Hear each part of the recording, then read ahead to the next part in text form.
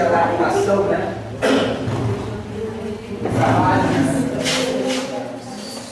Porque o interessante é a gente ter a mensagem para que a gente possa discutir o que Jesus quis dizer, né? Hoje nós vamos trabalhar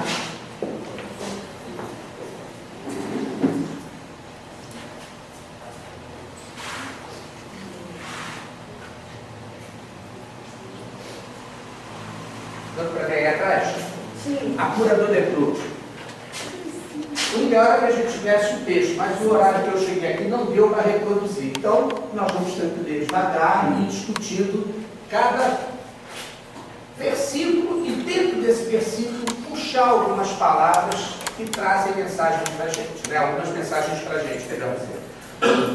Diz assim o texto: depois que desceu do monte, muitas turbas o seguiam. Eis um leproso, aproximando-se, e o reverenciava, dizendo: Senhor, se quiseres, pode purificar. Estendendo a mão, tocou-lhe, dizendo: quero, seja purificado. E imediatamente sua lepra foi purificada. Diz-lhe Jesus: olha, não digas a ninguém, mas vai mostrar-te ao sacerdote e apresentar a oferenda que Moisés ordenou, em testemunho para eles. Esses versículos, né, que nós tiramos, está no capítulo 4 de Mateus, versículos 1 a 4. Lucas e Marcos também fazem essa abordagem. Então, inicialmente, o que chama a atenção para a gente é a doença, né, que é o leproso. A doença. Como está assim, física? O que era esta doença no passado, na época de Jesus? Uma desgraça. Uma desgraça. Hoje, como é que é? É tratado. Hoje é tratado. Mas naquela época não era tratado. Não tinha cura. E a sociedade tinha o seu jeito, os seus cuidados. É a doença mais antiga e, vamos dizer assim, a que dava maior medo nas pessoas.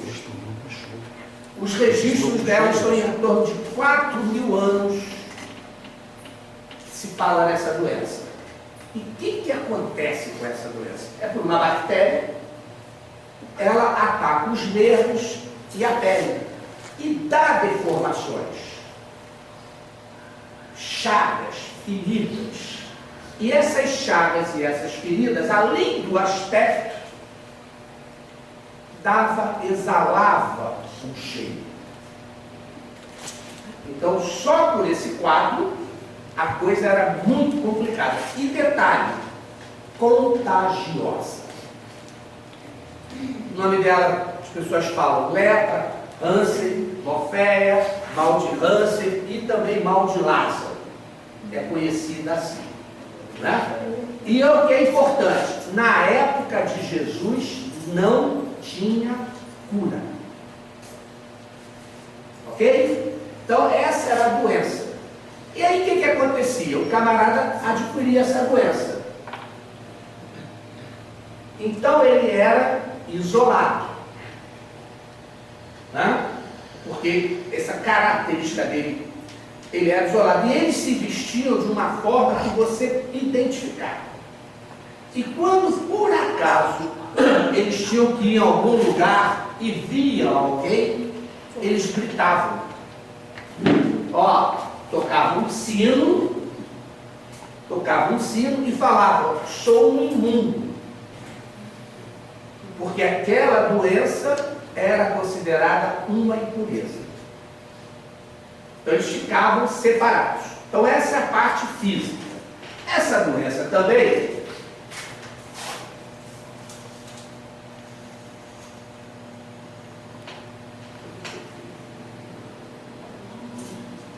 além de ser uma doença física, era uma doença social. Por que era uma doença social? Ele era excluído. Então ele era afastado da família, do convívio social, e ia para um determinado lugar onde só existiam pessoas com a doença. Então eles não podiam mais ter contato com a família. Tinha que largar a esposa, filhos, e essas pessoas só podiam vê-los numa distância de 15 metros, quando não estava ventando. Se tivesse ventando, passava para 60 metros.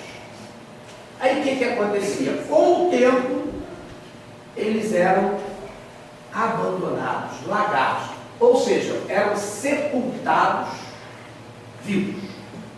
Então daí, né, a preocupação que as pessoas tinham com essa doença. Ela era marcante.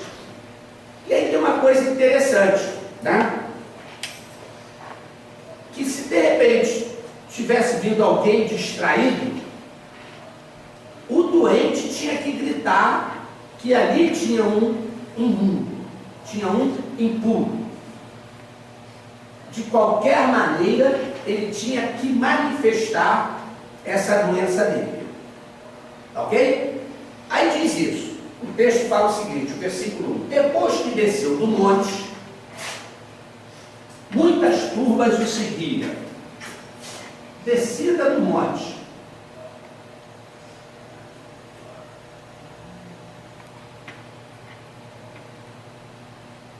Alguém lembra que monte é esse?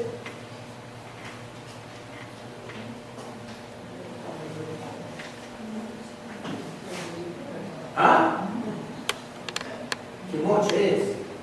Ah, todo mundo. Dentro da casa espírita das Oliveiras. O que ele ensinou no monte? As bem-aventuranças. As bem-aventuranças. Né?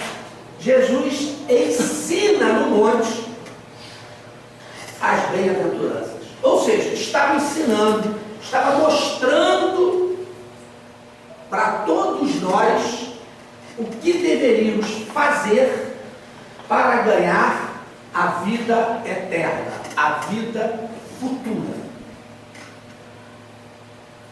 E aí diz o texto assim: depois que desceu do monte, muitas turbas o seguiam. Como é que foi essa descida de Jesus aí? Se o evangelista registrou isso, descia do monte. O que ele estava querendo passar para nós no futuro? O que era interessante nós sabermos, extrairmos disso aí?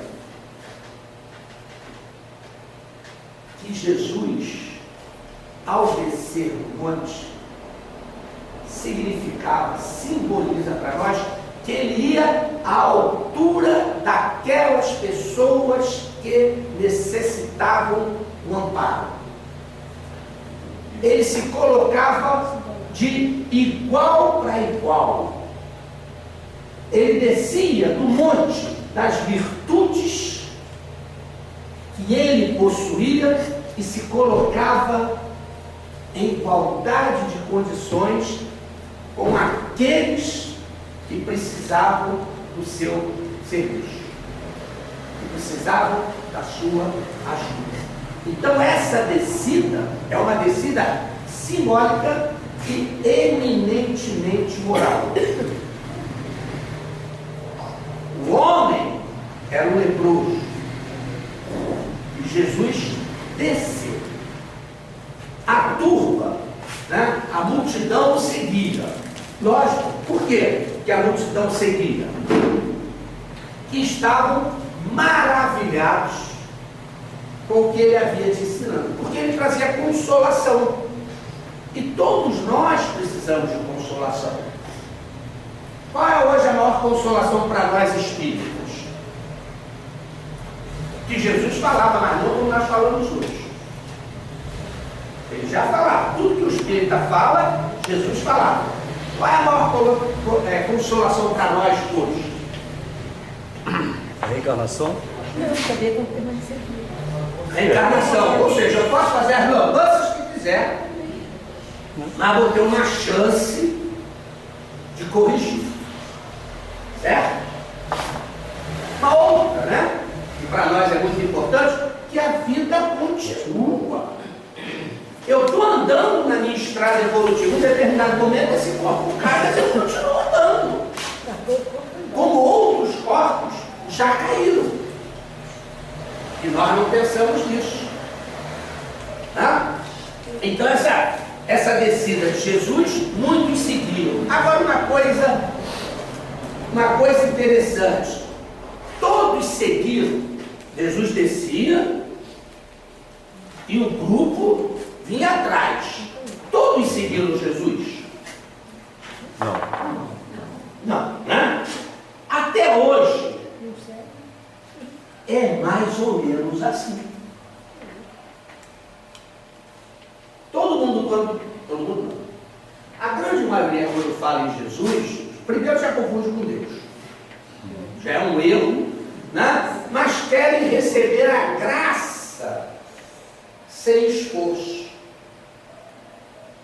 Né? O que nós costumamos falar hoje, querem receber de mão beijada. Isso não tem mérito.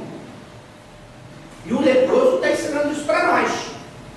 Isso não tem mérito. Então nós temos duas classes. Aqueles que seguem de boca. Legal. Mas na hora de se esforçar e praticar, eu tenho uma festa, a novela é o último capítulo, eu tenho que não sei o quê, arrumo uma série de desculpas. E o outro grupo, espero que todos nós estejamos dentro, né? São aqueles que se esforçam para pôr em prática e vivenciar na nossa vida o que ele ensinou. É difícil? É, mas o que mostra para nós é o interesse, a boa vontade de querer mudar isso. Com licença, eu vou tirar que eu já estou com o saco do cabelo. E aí continua o texto. Eis que um leproso, né? Ele chama outra vez, eis que um leproso, aproximando-se, reverenciava, dizendo: Senhor, se quiseres, podes purificar. Nós já falamos, vou botar aqui só para... Nós já vimos que o leproso era uma pessoa extremamente indesejável. É leproso, todo mundo, principalmente se o vento tivesse contra, certo? Então esse leproso, aproximando-se de Jesus, a palavra boa, vou botar vermelho agora.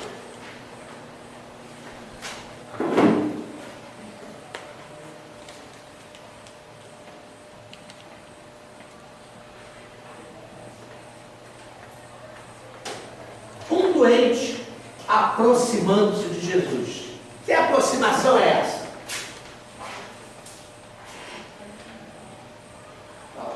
Ele está ali, eu estou aqui, cheguei junto, me aproximei.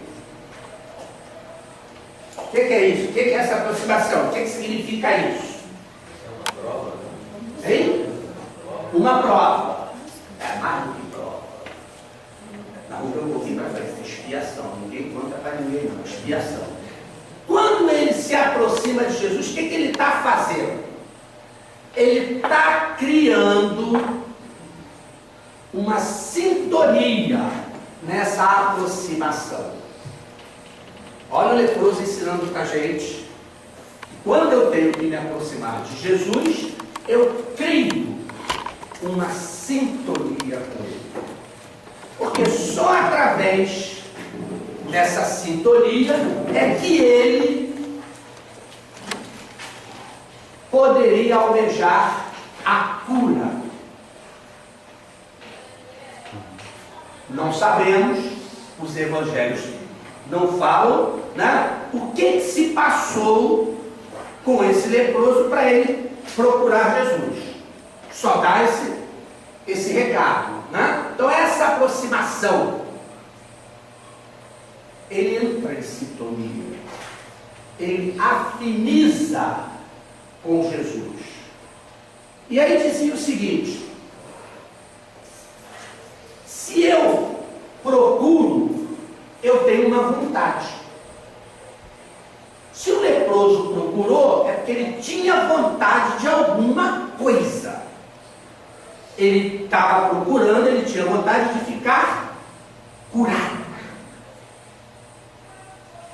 Bom daquela doença, tanto física como social. Jesus curou, segundo os evangelhos, 26 casos. Mas nós sabemos que foi muito mais. Só foram registrados para nós, vamos dizer assim, os mais relevantes. Mas neste meio aí, nós sabemos que muitos outros foram curados. Reverenciar. O que seria isso? Então Jesus chegou, se aproximou, estabeleceu com Jesus uma relação psíquica, reverenciou, uma forma respeitável. Ele reconhecia em Jesus alguém diferente. Alguém disse isso para ele? Não. Ele sentiu. Então ele fez uma referência. Neste momento que ele faz uma referência, ele está fazendo uma ligação com o Criador através da adoração. Ou seja, se coloca bem receptivo para sintonizar com o Criador. Ou seja, ele eleva a vibração dele. Ele parte para a adoração. E aí continua o texto, dizendo: Senhor. Então ele reconhece em Jesus uma pessoa diferente, pelo tratamento. E ele fala uma coisa interessantíssima: se quiseres, podes purificar. Olha que coisa interessante. Ele fala para Jesus: se quiseres. Ele mostra neste ato uma sabedoria e uma submissão. Tá? Se quiseres. Em outras palavras, eu não sei se eu estou em condições de receber aquilo que eu peço, mas deixo em suas mãos, em seu arbítrio, essa decisão. Se quiseres, pode. Não é interessante? Ele fala isso. E aí tem mais uma outra coisa. Isso serve para a gente, né? Porque às vezes nas nossas orações a gente pega um monte de troço. E nem sempre estamos em condições de receber. Ou então, depois que pedirmos tudo, fala assim: Pai, se for para o meu bem, se for para o meu crescimento, me atende.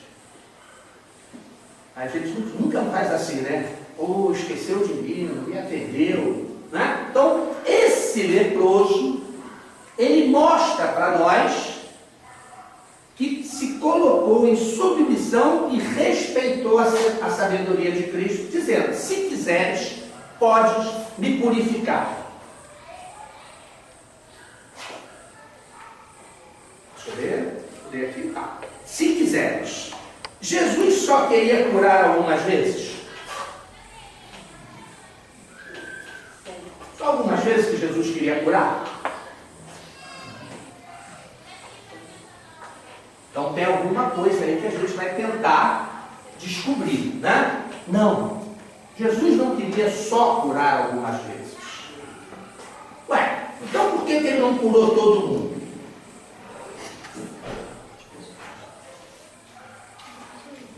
Tinha leproso à vontade. Tinha um vale.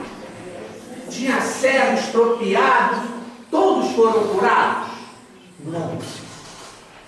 Por quê? A lei de causa e efeito. Né? A lei de causa e efeito que compete ao Criador avaliar se nós já estamos quites com a nossa consciência. Então, nesse momento que ele fala, se quiseres pode, ele não tinha a certeza se tudo com ele já estava. Então, se coloca à disposição. Aí, cadê a outra parte? Eu troquei.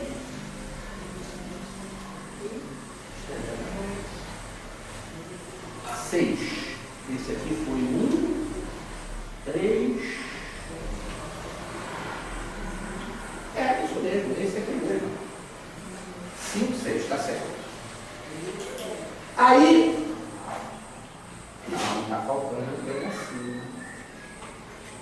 Costumou com o slide. Lá atrás. Se quiser, não, está certo. Estendendo-lhe a mão, está certo. Porque tem a palavra que é mais importante. Estendendo a mão, tocou-lhe dizendo: quero.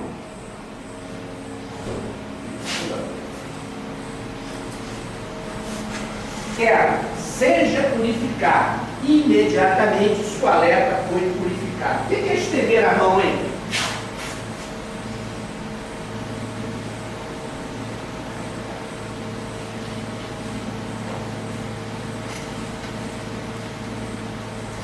O que é isso? Quando Jesus fez assim: quero.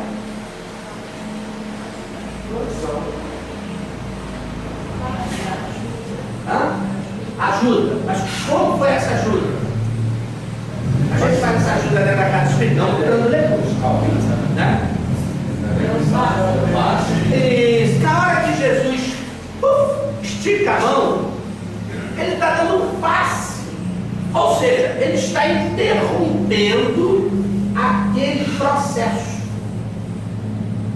Ele está interrompendo aquele processo. Quero. Imagina Jesus falando para a pessoa doente: quero. Esticou a mão.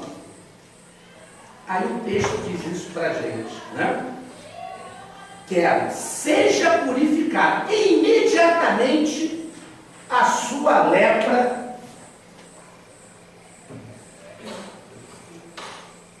ficou purificada. Jesus tinha uma elevação moral que a gente não tem nem condições de avaliar. Bom, conhecia todo o mecanismo das leis físicas que criaram o planeta. Então Jesus reunia todas as condições para curar quem quer que fosse. E o doente, no caso do nosso amigo leproso aí, ele queria,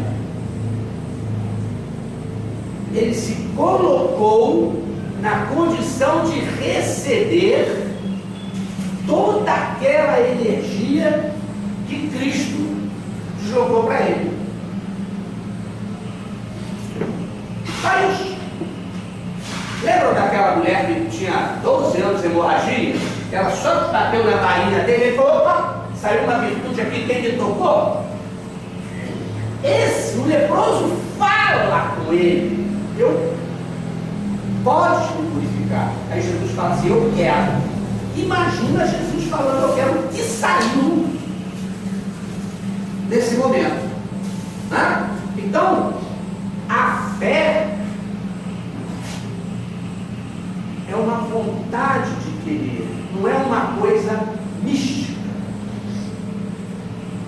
Nós não podemos podemos olhar a fé como uma coisa mística, mas sim uma necessidade nossa de querer conquistar alguma coisa.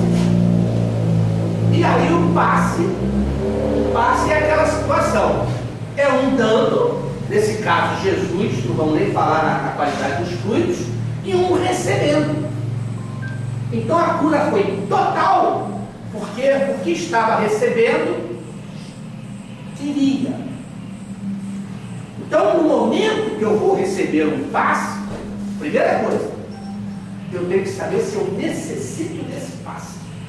Isso é a primeira questão. Eu não posso chegar, criar o hábito de toda reunião que eu ir para a casa espírita, achar que tem que tomar um passe para resolver a dor de barriga de coisa ruim que eu comi. Né? Então, será que eu estou espiritualmente precisando de um passe? É a primeira pergunta que nós temos que fazer. Estou. Como é que eu vou receber esse passe? Eu vou ter ideias contra, porque se eu tiver alguma ideia contra, essa energia bate e volta. Porque eu não quero. Então, na hora que eu for tomar um passe, eu tenho que ter a consciência de que eu necessito e preciso daquela energia. Porque essa energia boa vai me substituir uma energia má. Fala. A participação do receptor também é de vital importância para que a eficiência do passe atinja o seu propósito. Também não adianta o receptor sentar-se à cadeira, o médium passista ministrar o passe e ele é totalmente refratária à ação magnética do passe. Sim. Você tem que estar receptivo. Se você não tiver receptivo, tu não vai engolir.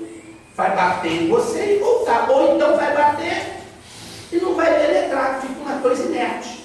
Por isso, eu vou tomar um passe. Eu me coloco em posição de receber.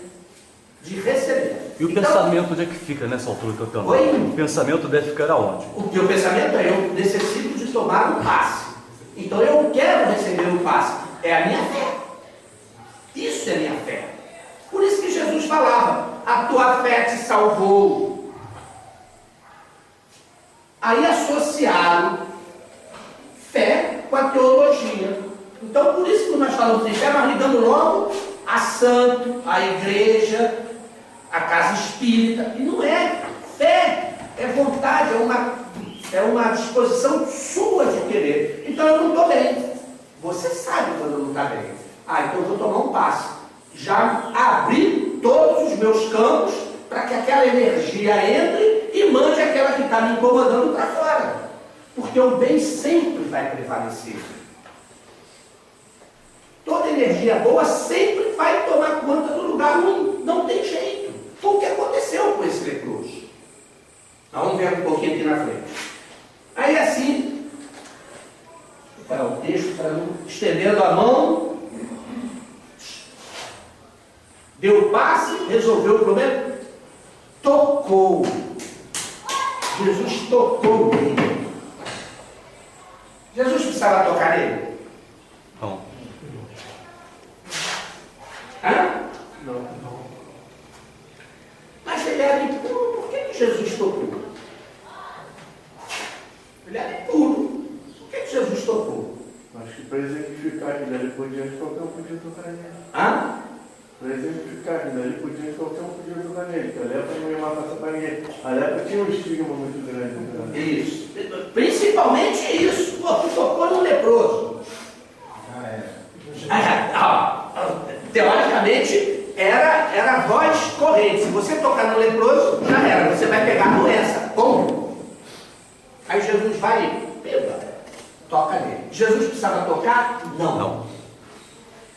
Só com a palavra já estava resolvido o problema. Mas Jesus, com isso, nos mostra, né, que quando a gente for socorrer um necessitado, temos que ter humildade e amor naquilo que vamos fazer.